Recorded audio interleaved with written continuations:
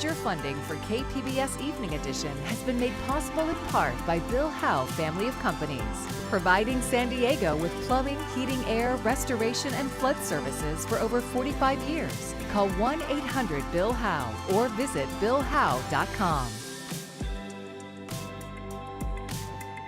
And by the Conrad Prebys Foundation, Darlene Marco Shiley, and by the following.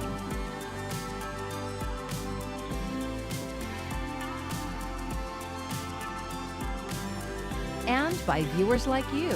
Thank you.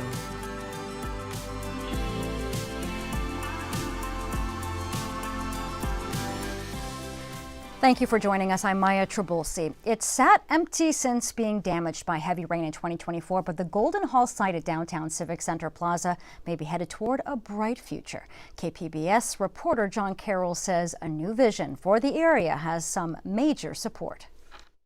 Since opening in the early 1960s, Golden Hall has been at the center of San Diego civic life.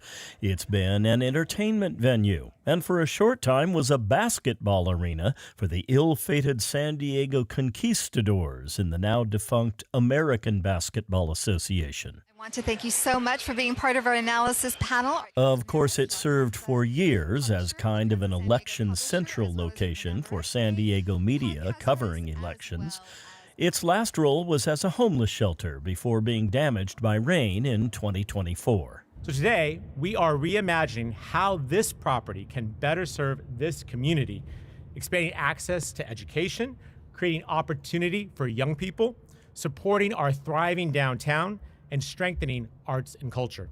With support from the Conrad Prebys Foundation, along with the Downtown San Diego Partnership, the city is teaming up with the San Diego Community College District to chart a new future for the old place. We're excited to reach this milestone where we transition from talking about vision to doing the due diligence into how we can make that vision a reality. At the center of that vision is Mesa College's World Art Collection. The World Art Collection features the largest collection of African art outside of the Fowler Museum at UCLA, a growing collection of Asian art, of indigenous art, the ability to bring that into the community so that people across San Diego, our residents, visitors to our city can engage with it, can learn from it. Though it's not absolutely certain yet, Smith says the existing Golden Hall structure will probably have to go. But as these artist renderings show, it would be replaced by an open, airy space that would feature the art collection along with retail and perhaps even some housing. Downtown San Diego Partnership's Betsy Brennan harkened back to 1963 when Golden Hall and the Plaza were part of a new vision, one that was never fully realized. We are going to finish and make it so much better than ever realized in 1963. All right, let's go.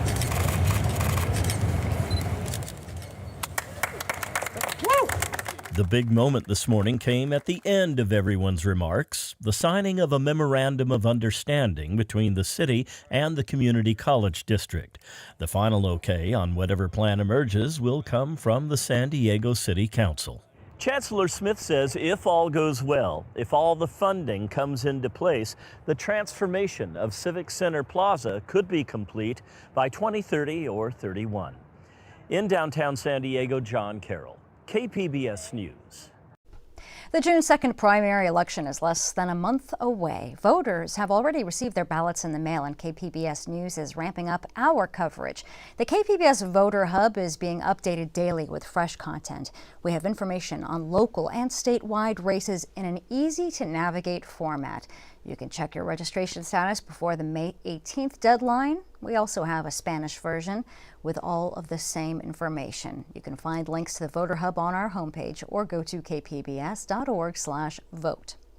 Supporters of a new San Diego County sales tax increase say they have enough signatures to put the decision on the November ballot, but questions remain about where the money will go. Voice of San Diego Scott Lewis explains for this week's edition of Why It Matters. You might have seen people gathering signatures recently promising to fix the Tijuana River sewage crisis.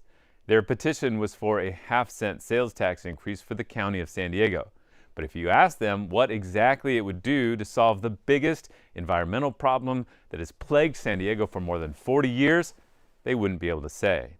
The organizers of the campaign don't really know either, but they know it will need money, and the sales tax would deliver that. Signature gatherers commissioned by the largest union of county employees, healthcare, and childcare advocates, and other allies turned in their signatures this week. They say they have more than enough to make sure that the tax gets on the ballot. If voters pass it, it is estimated to bring the county $360 million per year. It requires county leaders to set aside about $80 million of that every year to, quote, fund infrastructure and engineering projects to stop sewage flows from Tijuana into the United States. $80 million per year is a lot of money. If they created a bond out of that, they could borrow up to $2 billion or more to invest in projects to stop the sewage crisis. But the problem is a complex one, and it starts in Mexico, where millions of people live without adequate sewage systems. Supporters of the local tax said the money would stay in San Diego. Supervisor Paloma Aguirre, who has been taking all the candidates for governor to one particularly odious spot where they have to wear gas masks, says that is where she would start. The so-called hot spot is an area in Nestor where the river spills from concrete pipes underneath a road and generates toxic air pollution. Even the smallest of solutions within the county's control will bring relief to thousands of people. For decades, our families have dealt with the stench of untreated sewage, toxic runoff, and airborne chemicals. After that, she said there is a lot of study to be done, and then ultimately they hope to divert the entire river. The tax has a good chance of being on the ballot, and this promise will feature heavily in the campaign. For Voice of San Diego, I'm Scott Lewis, and that's why it matters. The City of San Diego is presenting updates to its street improvement plan today. KPBS reporter Katie Hyson says the changes followed residents complaining the plan was redlining them again. San Diego has a 10-year plan to improve street pavement. The city planned to stretch limited budget dollars by prioritizing streets that aren't as bad. But residents in the lower-income, majority Black and Latino neighborhoods in District 4 pointed to a problem. After 10 years, the condition of their streets would still not be as good as the current streets in wealthier District 5. KPBS brought you that story after the city released the plan 2 years ago. Since then, the city has made some changes. Annual paving investments in what they call communities with equity needs now have to be at least proportionate to the percentage of city streets located there. And instead of relying only on neighbors reporting potholes through the Get It Done app, the city formalized a new strategy, sending a crew into what they call underreporting communities to proactively identify and repair potholes. These changes aim to create more equity between neighborhoods, but the city faces a huge pothole in the budget, a $118 million deficit. Because of underfunding, the city lowered its overall street condition goal from satisfactory to fair. Katie Hyson, KPBS News. Learning how to ride a bike is a milestone for many kids, but the price of a bike, road safety, and parents' schedules can all be barriers. KPBS education reporter Katie Anastas takes us to Perry Elementary School, where students are learning how to ride in PE class. We had some people last week that were going through the stop sign. It's a Tuesday morning in Robbie DePero's PE class. The transitional kindergarten students each sit next to a bike. We need to make sure that we come to a complete stop, and I want you guys looking both ways, just like we practiced the first 2 weeks. He makes sure everyone's helmets fit properly and their seats are at the right height. Then everyone walks their bikes out to the blacktop. The students line up for a game of red light, green light. Green light. Red light. Quickly stop. Good stopping. This is DePero's fourth year teaching TK, kindergarten, and first grade students how to ride bikes. The curriculum is an 8-week program from the Strider Education Foundation. It's called All Kids Bike. This week's main objective is to be able to push, glide, stop. Unlike other kids' bikes, Strider bikes don't have training wheels. DePero says kids learn to balance more quickly. Kind of like floaties with swimming. It's almost a false effect of teaching balance and coordination. So what I love about these Strider bikes is it really gets them coordinated and ready, and then we add pedals. Along with balance, the course teaches students about spatial awareness and controlling your speed. During this lesson, students can try riding over small ramps. When you see a track, you have to go up and then down, and you have to keep on going to the stop sign. 5-year-old Rebecca Bellett even put her feet up on the footrests. In a week, the footrests will be replaced by pedals. I like to ride bikes. In 1972, the Federal Highway Administration reported that nearly half of school-age kids walked or biked to school. In 2017, 10% did. There's another, more recent change DePero has noticed among his students. One alarming thing is a lot of them are riding e-bikes, which is a new thing the last couple years. Week 1 of the curriculum focuses on helmet safety. DePero also reminds students that most e-bikes are meant for kids 12 and up. He sent a letter home to parents about e-bike safety. DePero also asks kids whether they have bikes at home. This year, less than half of them did. Lisa Wire is the executive director of the Strider Education Foundation. She says bringing bikes to schools makes them accessible to kids whose families might not be able to afford them. Their parents might not have the resources to either one, teach their kids how to ride a bike at home because they're working 2 jobs or more. There might not be the infrastructure. There might not be a bike path or a safe park where they can teach their kids how to ride. The All Kids Bike program comes with 24 Strider bikes, 24 helmets, a teacher bike, and a rolling storage rack. The program costs $9,000 per school and is meant to last up to 10 years. DePero applied for a grant to pay for the program at his school. He says after COVID, he wanted to find a way to teach his students a childhood rite of passage. I just loved riding bikes when I was a kid. Our older classes here have the opportunity to learn how to swim. I'm a big proponent for learning how to swim and learning how to ride a bike as a kid. It's kind of one of those staple things. He says learning how to ride a bike means learning resilience. I try to teach them that it's messy and learning is all part of it, and you get better. You just stick with it. There is tears at times and Band-Aids, but eventually they get it. And I really do try to create an environment where the kids feel safe and they can take risks. He says he's proud of his students for rolling with the challenges. Katie Anastas, KPBS News. A parent webinar about e-bikes is happening tomorrow evening. It's hosted by San Diego County Supervisor Tara Lawson-Remer and Scripps Health. You can find more information on our website, kpbs.org. Katie Anastas covers local schools for KPBS from TK through higher education. She's also covering several school board races for the June 2nd California primary. You can find more of her stories on all KPBS platforms. A fire that broke out on an offshore natural gas rig near Santa Barbara is under control and being investigated tonight. The rig is located about 6 miles from shore. The U.S. Coast Guard shared these photos. There are no details yet on what caused the fire. It started around 7 o'clock this morning. First responders say 26 workers had to be evacuated and 2 were treated for minor injuries. Doctors in Nebraska are keeping a close eye on cruise ship passengers. They're among travelers who are exposed to an outbreak of hantavirus. Karen Kafa tells us more about the response and what's next for the group. Americans evacuated from the cruise ship at the center of a deadly hantavirus outbreak touched down in Omaha, Nebraska early Monday, home to a specialized quarantine unit. Over the next several days, passengers will undergo an initial health assessment and receive guidance on next steps from the CDC experts and other partners. Officials said 16 passengers remained at the University of Nebraska Medical Center, 1 in a biocontainment unit for care, the other 15 in quarantine for monitoring. Everyone here is asymptomatic and afebrile and do not have a temperature at this time. 2 others are in a biocontainment unit at Atlanta's Emory University, with 1 experiencing symptoms. Passengers who remain asymptomatic will be given an option to complete a 42-day monitoring period at home or in the medical facilities. Health officials emphasize this is a variant that does not spread easily. Let me be crystal clear. The risk of hantavirus to the general public remains very, very low. But stops short of a guarantee it won't spread to the general public. There are no guarantees in life. We're putting as many measures in place as possible to ensure that people are safe and healthy, and we keep the community safe and healthy as well. Meanwhile, in a message posted by the cruise ship's operator Monday, the ship's captain thanked the crew, passengers, and others for their support.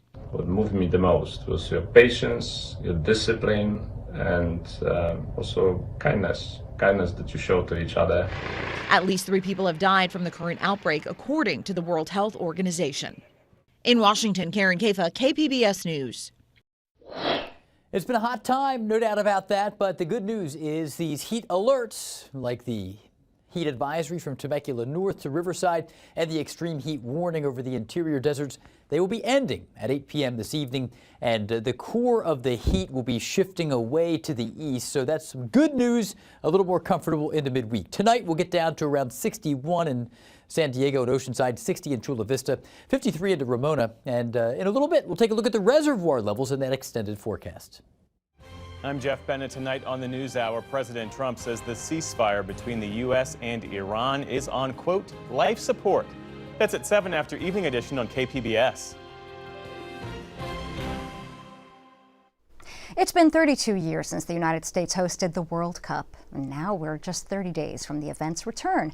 A lot of attention is being paid to public safety, especially when it comes to human trafficking. Ivan Rodriguez tells us more about the work being done by law enforcement. Human trafficking doesn't begin or end with a sporting event, but experts say mega events like the FIFA World Cup create a surge in demand for commercial sex and forced labor. When the traffickers see an event like the World Cup, they see dollar signs. And it may be that the people who are paying for this commercial sex have no idea that the person they're with is being trafficked. The Association of Certified Anti-Money Laundering Specialists has been holding events in every host city, bringing together banks, law enforcement, and tech companies to share information. They know how to cover their tracks, both in the trafficking itself, but also the money movements. And so they are very sophisticated groups. And to meet that challenge, that's why working together, that's why collaborating is so important, because they are so sophisticated. In 2024, the FIFA World Cup 26 Human Rights Framework was released for host committees to examine. When it comes to fighting against forced labor and trafficking, guidelines say targeted actions may include due diligence for potential high-risk procurements, using a survivor-informed approach to identifying, combating, and remedying forced labor trafficking, and confidential procedures for reporting incidents of such prohibited conduct. In Atlanta, federal agents with Homeland Security investigations have spent the last 2 years preparing. We come together collectively so that we have the resources in place when we encounter victims, because we are expecting with this type of large scale event that we will encounter victims of sex and labor trafficking. Authorities say the cross-border structure of the World Cup adds an extra layer of complexity for law enforcement. I'm Ivan Rodriguez reporting. Breast cancer is the second most common cancer in the U.S. women, accounting for about 1 in 3 cancers every year. Early detection significantly improves chances of survival, but some experts worry that conflicting guidance on mammograms may lead to confusion. Mandy Gaither breaks down the recommendations. In 2026 alone, nearly 322,000 new cases of invasive breast cancer are expected to be diagnosed in U.S. women. While the disease mainly develops in middle-aged or older women, in recent years there's been a slight uptick, about 1.4% in new cases seen in women younger than 50. Some worry there's confusion over mammogram guidance. There is different recommendations out there depending upon what literature you're citing. Doctors use those recommendations to guide their decisions on when to suggest patients start those screenings. Right now, the U.S. Preventive Services Task Force recommends women start at age 40 and screen every other year. The American Cancer Society suggests women at average risk have the option at age 40 to start annual screening, at age 45 have mammograms every year, and at 55 start screening every other year, or choose to continue annual screenings. Based on our guidelines for the American College of Radiology and the Society of Breast Imaging, we recommend starting at age 40 every year. Dr. Alyssa Cubison with the Ohio State University Wexner Medical Center says the conflicting guidance may lead to delays in screening and cancers being detected at a later stage when it's harder to treat. She says some women also put off screening because no one in their family has had the disease. Most women that are diagnosed with breast cancer have no attributable family history of breast cancer. Cubison suggests taking a risk assessment survey with a doctor around age 25. Knowing this can help know at what age it's most appropriate to start screening. For Health Minute, I'm Mandy Gaither.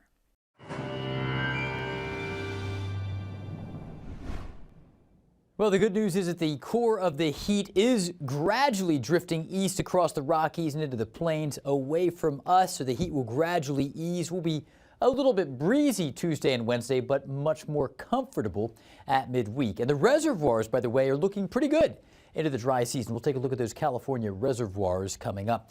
But some low clouds will return tonight near the coastline, those marine layer low clouds, 61 your expected low. And again, the heat advisory from Riverside and Temecula, and also the extreme heat warning, Coachella, Borrego Springs, and Point Southeast. They'll be ending at 8 p.m. tonight. We could put this most recent round of significant heat generally behind us. It will still be pretty steamy in the deserts on Tuesday, but the core of this heat, the ridge, gradually shifting away to our east. And again, the Great Basin is going to be heating up the most.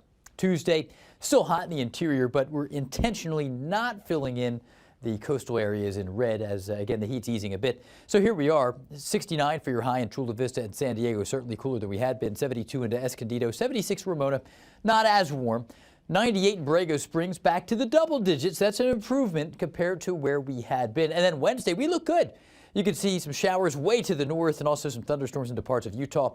But generally nondescript, comfortable weather, a little breezy for us, but nothing too disruptive. Here's a look at those reservoir levels for some of the key California reservoirs. And overall, we're in good shape. You can see everybody actually is above average, above where we typically would be at this point on the calendar. Castaic very close to the norm, but Folsom Reservoir, 128% of average. That's 28% surplus. Very good news there.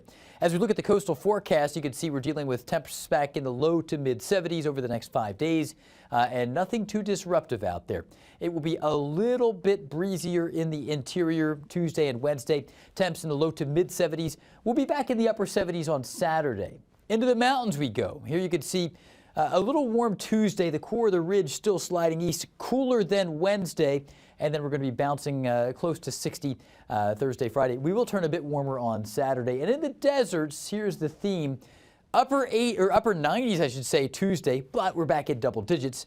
We bottom out on Wednesday. That's the coolest day at 92. And then back into the mid 90s, subtly warmer into Saturday, but it won't be ridiculously hot. So that's your AccuWeather forecast.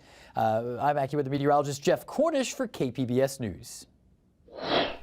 America 250 celebrations will include new collectibles. This is the California entry to the American Innovator Coin Program. It features Apple co-founder Steve Jobs. The coin will be available to the public starting tomorrow. California is one of 4 states that the U.S. Mint is featuring on the $1 coins. You can expect more coverage of America 250 from the KPBS newsroom. Our reporters are working on special features on our shared history and culture.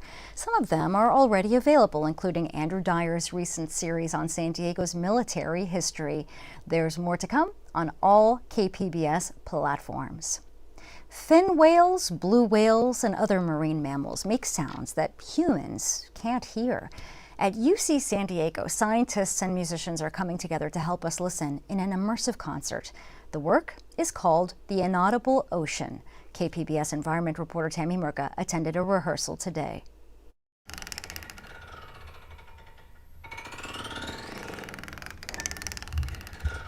We can now hear what the world sounds like at some of the most inaccessible places to human beings, because humans cannot live there. This microphone that records underwater called hydrophones. And the hydrophone is being dropped 300 meters below sea surface and just lays there. And the next year, they send out the boat and they retrieve the instrument, and then we go to the lab and hear the data that we captured. The only way we can actually hear them is to slow them down, transpose them lower so that they're brought to the human hearing range. Just imagine if you hear the Arctic sea ice. Yes, we can hear the ice formation and all that, but when you slow down to 1% of its original speed, it becomes a totally different world because you're hearing ice formation at the microscopic level.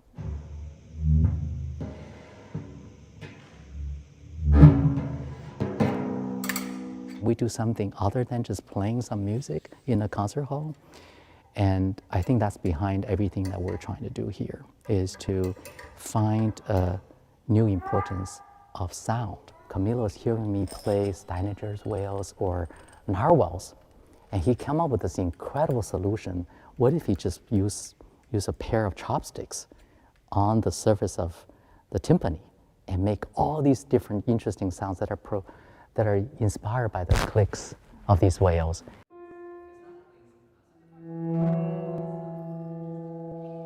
Sometimes I have a moment where I would look at, say, Corey Smythe sitting in his piano and responding to these sounds, and it's almost like he's sitting on the seafloor. And in a way, it's sort of like, it makes the sound more real in kind of a real way than just looking at it and analyzing it as data. You're here to rediscover some of these things that didn't exist before. They might be there, but it's only because artists and scientists are working together now that we can finally reveal the beautiful world that there is.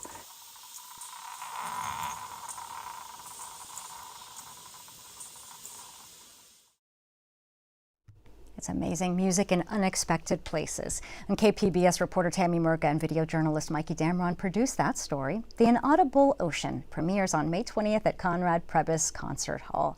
You can find tonight's stories on our website, kpbs.org. Thanks for joining us. I'm Maya Trabulsi. Good night. Major funding for KPBS Evening Edition has been made possible in part by Bill Howe Family of Companies, providing San Diego with plumbing, heating, air, restoration, and flood services for over 45 years. Call 1-800-BILL-HOWE or visit BillHowe.com. And by the Conrad Prebys Foundation, Darlene Marcos Shiley, and by the following: